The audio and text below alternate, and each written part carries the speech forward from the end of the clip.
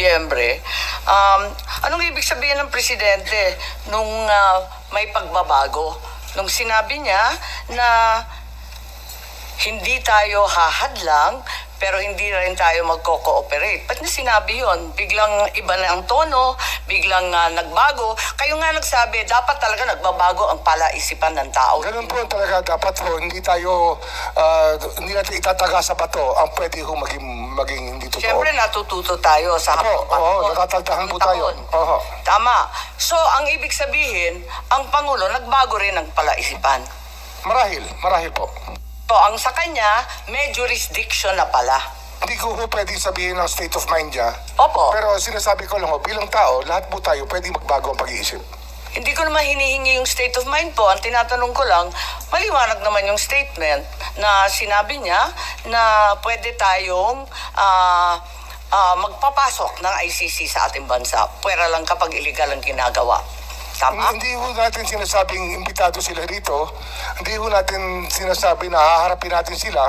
Ngunit ang tao ho ay labas-pasok sa Pilipinas. Pero hindi tayo po ay mga being very hospitable people.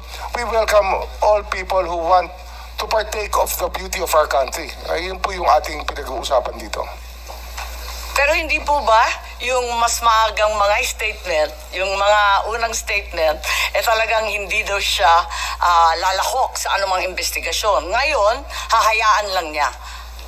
Tama po. Marahil po, marahil. nagbago. Sabi ko nga ho, Nagbabago naman nga. Nagbabago naman ang pagtingin natin lahat sa buhay. Hindi naman po ang pagtingin natin nung tayo 20 anyos at ngayon ay pareho pa rin. Sana naman tumatanda rin po tayo.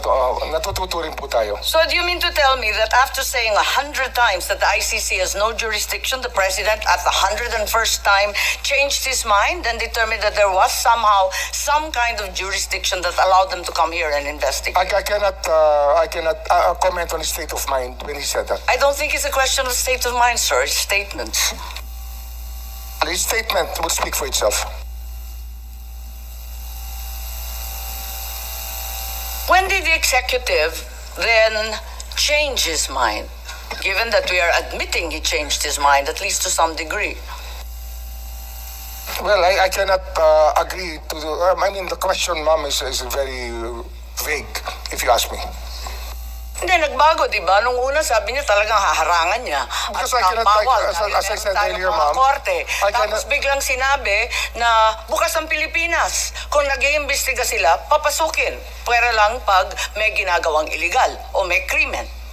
I can say that hindi ko ako pwede magkomento sa state of mind niya.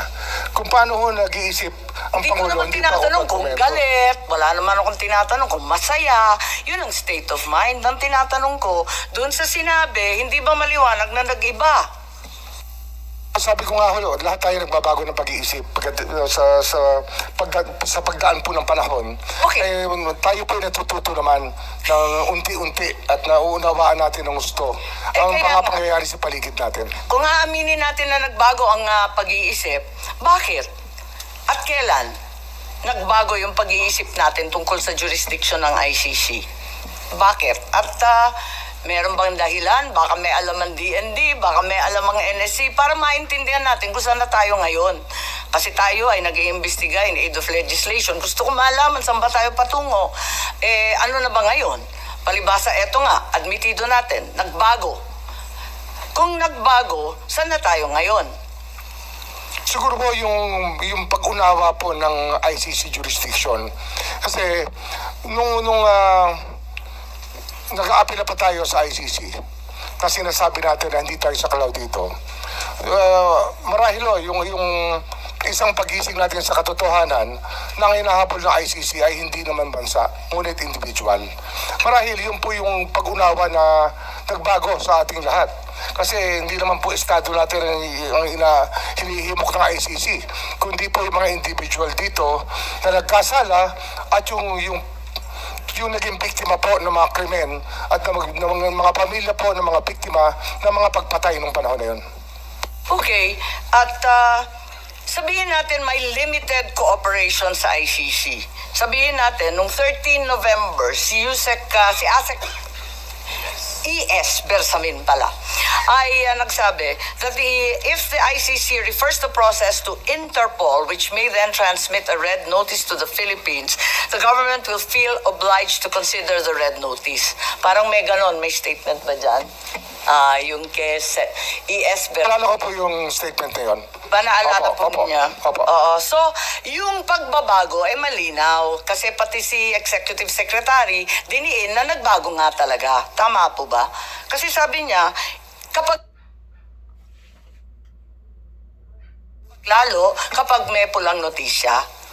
Marahil ho, dahil ito sa mga karanasan natin sa mga nakaraang buwan na tumutulong po ang Interpol sa ating bansa. Kaya ang pag-aalam natin sa Interpol ay ganun-ganun na lamang. Hindi po natin pinababayaan na magkasamaan ng loob sa Interpol sapagkat sila po yung ating inaasahan sa maraming pagkakataon. Tama, talagang lumalahok tayo at umaasa sa Interpol. Ngayon, nung January, kayo po nagsalita. At tatanungin ko kung tama po ba to. At sinabi na the Marcos administration ay uupo kasama na ng ICC. Talagang uupuan na natin to discuss certain areas of cooperation. So, hindi na no cooperation, no blocking, no limit. At tatalakayin ang ibang mga areas kung pwede, kung saan pwede makipagkaisa. Tama ba yun? Hindi ko naalala yung statement. January 2025 po, sinabi ninyo, uupo kayo kasama ng ICC para malaman dun sa kanilang investigasyon ukol sa libo-libong pagpapatay ng drug war ni Presidente Duterte. Sabi mo,